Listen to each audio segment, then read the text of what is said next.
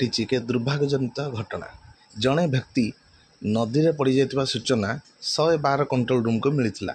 सूचना पाइबा संगे संगे चावड़ागंज अग्निशम विभाग दल घटनास्थल को जाइथिला। घटनास्थल को पहुंची जना पड़ता जे व्यक्ति जनक एक सड़क दुर्घटना आहत होई नदी में पड़ जाइथिले और बेहोश अवस्था नदी बाली उपरे पड़ी रही। अग्निशम कर्मचारी माने फुल बॉडी हार्नेस व्यवहार करी सावधान सेथि पर्यंत पहुंची आहत व्यक्ति को उद्धार करथिले। सेमाने देखिथिले जे व्यक्ति शरीर रे अनेक स्थान रे गभीर आघात लगी। उद्धार होइतिबा व्यक्ति हेउसंती छतिया अंचल 27 वर्षीय युवक श्री सतीश राउत।